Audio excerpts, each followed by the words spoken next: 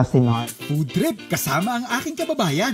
Kasi laki ako sa Baguio, kaya lagi every dish talaga. Laki ka sa Baguio? Nakapag-Ilocano ka? Basit lang. Tangkanan nga igurot. At, iguro to. Erwin. Pa namin nalaman na... Na magkasinsin pala kami, cousins. Magpipinsan kami. By race. Yes! By tribe. Yeah! Ang ganda ng combination niya. Buti lang sinave ko yung appetite ko kasi uubusin ko talaga. 5-star karinderya na, may one-woman show pa. Oh, magkaka-girlfriend pa. Ito yung girlfriend mo. Ang goal ko lang sa lahat ng customer ko ay yung chicks ni Otit namin maging part ng family nila. Wonderplat na nakakaganda ng pagkain, masarap pang inumin, and the best part, madali lang itanim. Sa mga arko, umaakyat yan sa mga kaya niyang akyatin. Mapapansin mo, bubulaklak naman din kagad. At isang mainit na pasasalamat na idadaan ko sa pagluluto ng dalawang putahe na talaga namang pinusuan. Pasado. Hindi lang siya init kaayo pero lami.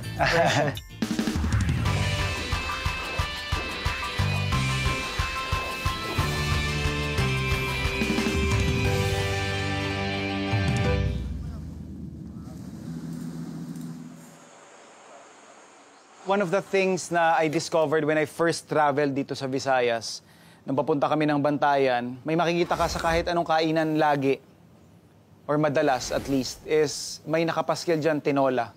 So tayo, Tagalog, you would think it's chicken tinola. Pero pagbukas mo nung kanilang malaking-malaking kawa na ganon, makikita mo sabaw ng isdang tinola. I have here yung ating lemongrass. And of course, yung aromatics natin, including ginger.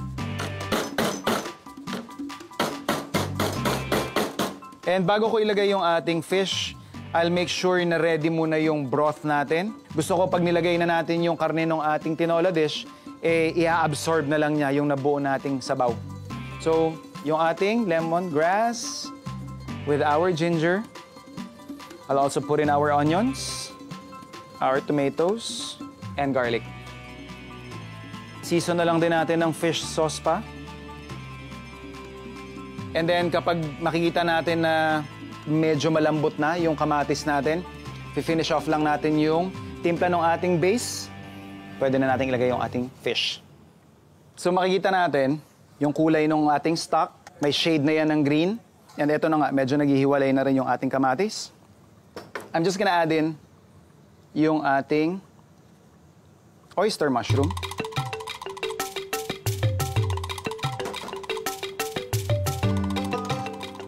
And then we'll just bring this to boil. Tapos lalagay na natin lahat ng iba pa nating ingredients. So tanggalin lang natin yung isang bugkos ng ating tanglad. Then lagay na natin yung ating mga gulay. Natin yung petsoy natin, malunggay, tsaka toge.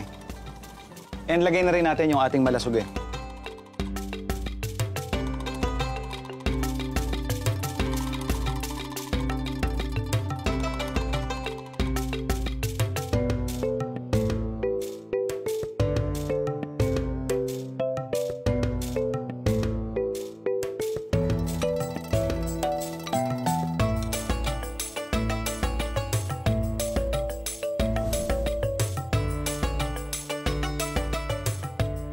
Siguro nakita rin ng mga tao yung hard work ng family. 6 kaming pamilya. Laban na to. Ang sabi ko sa mga anak ko, pag hindi nyo kami tinulungan, hindi ko kayo pakakainin. Natakot naman. In fairness, ang laking tulong. So that's how we started as a family business. Kanina nakausap natin si Ma'am Vicky. Na-curious lang ako if ano yung pwede kong iserve sa kanya kasi they've been very generous to us. Sobrang alaga kami dito. Parang it's my way of thanking her and her family and her team. I thought of offering na kung pwedeng magluto ako for her. And she just mentioned na, yun nga, she'd be very interested of my, siguro, version ng humba. But instead of using meat, we are using langka. Gawa tayo ng humba langka. So I have a pan here. I'm just gonna add in olive oil. And yung ating sugar. So basically, we're going to make a caramel. one technique that I normally do whenever I'm using or doing my own version of pork humba. Yun nga sa atin, typically mga Batanggenyo style ng humba. Kailangan kasi nito ng deep color. We are able to achieve that by doing this technique wherein para tayo magbabanana cue. So pag nakuha na natin yung amber shade or medyo yung parang nasa orangey shade ng color, saka natin ihahalo yung iba pa nating ingredients. After I have achieved yung color ng ating caramel, I'm just gonna add in our aromatics. Marami talaga akong nilagay na luya dyan. And yung ating langka.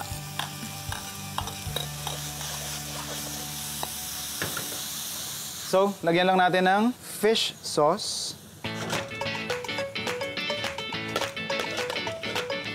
And then some pepper. And yung ating gata. So yung recipe natin, very straightforward lang tayo. Wala na tayong ibang, kumbaga kakaiba pang technique or ingredients na ilalagay.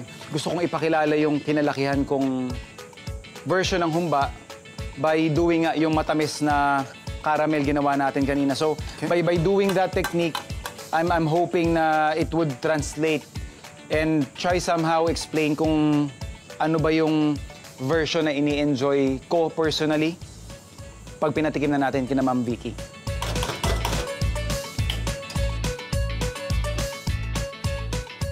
So yung langka natin malambot na.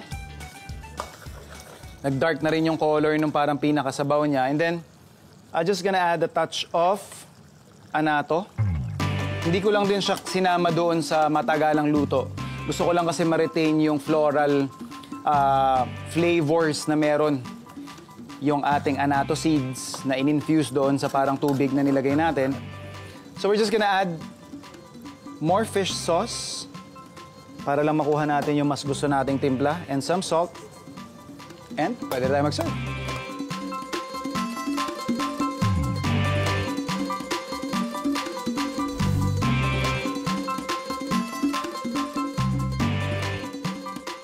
I asked one chef how he would define yung Boholano cuisine. Kumbaga, if I am to try to recreate Boholano favorites, ano yung dapat na malakas sa kanya? Kasi like for us, for Ilocanos, it's like dapat mapait, maanghang, ganun.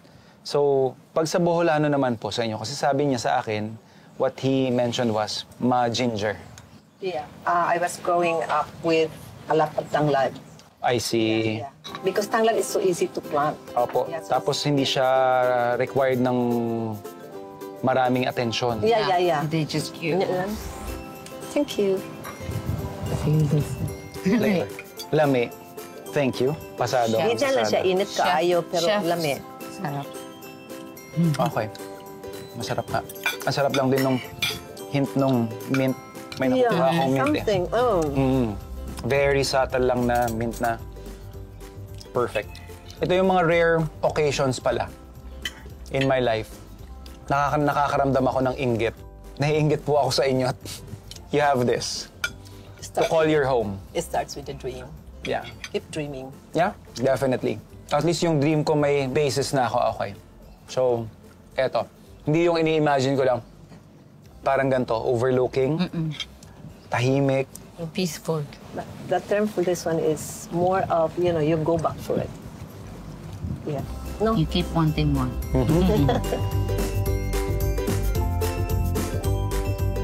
Ano bang trip mo ngayong kainin? Saktong-sakto, Roxy, ah. Nandito tayo sa Mahogany Market. Ikaw Rota! Taga ano? Mountain Province. Taga ano sa Mountain Province? Jai Basao.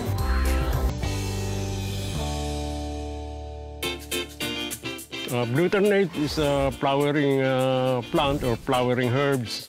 Gamit na ito, usually sa kanin, blue rice, hahalo na siya sa tubig. Yun na lang ilalagay mo sa kanin. Ang iba pang gamit ng glutamate namin is yung pang kulay sa lambanog. At the same time, liqueur na siya. Ang ibig sabihin ng liqueur, medicinal wine na yun. Antioxidant usually, halos wala naman siyang lasa, pero usually nagiging sweet din talaga pagka medyo marami. Impress ka na ba sa wonder plant na ito? Kung may seedling tray ka sa bahay at bakod na pwedeng gapangan ng halaman, magtanim ka na rin ng Blue Tornate. Here's how to grow it yourself. So, ang Blue Tornate, itinatanim namin pagka matured na siya at after flowering at hindi mo nakakuha, talagang lalabas at lalabas ang seed. Which is yun ang source ng bago mong seed para sa Blue Tornate. Yung kaming mga seed pod, inilalagay lang namin ito para tumubo siyang pusa. Nung almost 1 week, more than a week, tutubo na yan. Pwede na i-transfer sa mga area na pwede mong lagyan ng balag. Kalimitan, ginagawa namin sa mga arko, umaakit yan sa mga kaya niyang akyatin. Na mapapansin mo, bubulaklak naman din kagad. Paalala lang din ni Sir Vic, madaling malanta ang Blue Tornate kaya siguraduhin mapipitas mo na ito agad kapag namulaklak na ang halaman. Hi, Food Explorers! May solid tayong makakasama ulit dito sa Farm to Table. Miss Roxy, ayan. Thank you for having me. Of course! Gutom na ako. Ready Gutom na po na? akong kumain today. Akong bahala dyan. Paikutin mo na yung Okay, rap sa game ruleta chef. natin. Oh. 1, 2, 3. Ay, ito ba muna? Oh, ito muna. Kahit ano dyan. Ano bang trip mo ngayong kainin? Parang, Saktong-sakto, Roxy, ah. Nandito tayo sa Mahogany Market. Di ba? O sige, anong method of cooking kaya ng baka natin? okay.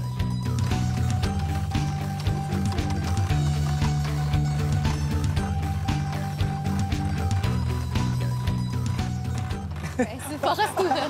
Ay, grill! Grill! Saktong-sakto. So meron tayong beef as main ingredient natin. Grill and ang ating pinaka-method of cooking.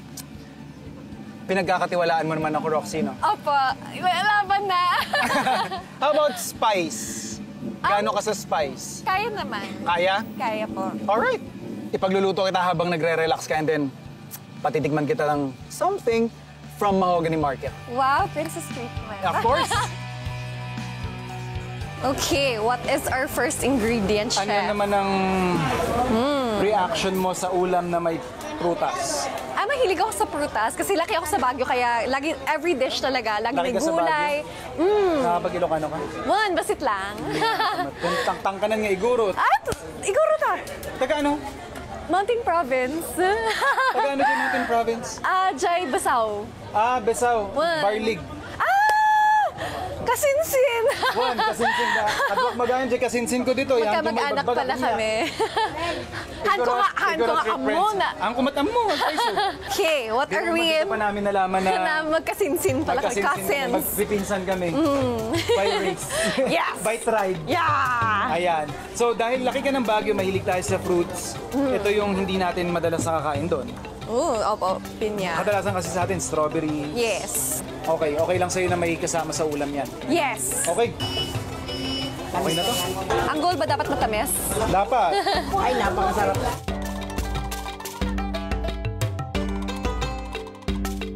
Ayan. Ayun na yung patatas. Ayun na yung patatas. Paano ba mamili ng patatas? Paano mo alam kung... Well, definitely, visually, kailangan wala siyang mga dark spots. dark spots. That's one. Second is, walang green.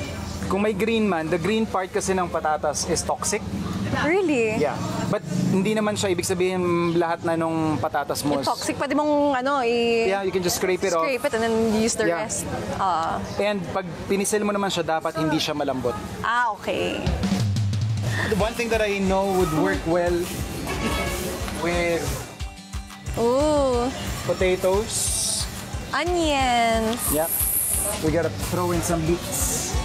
I'm just thinking of doing a potato salad na may sweet element, kaya gusto ko siyang haluan ng ating pinyak. We will be grilling yung ating beef tenderloin hanggang maging medium rare siya.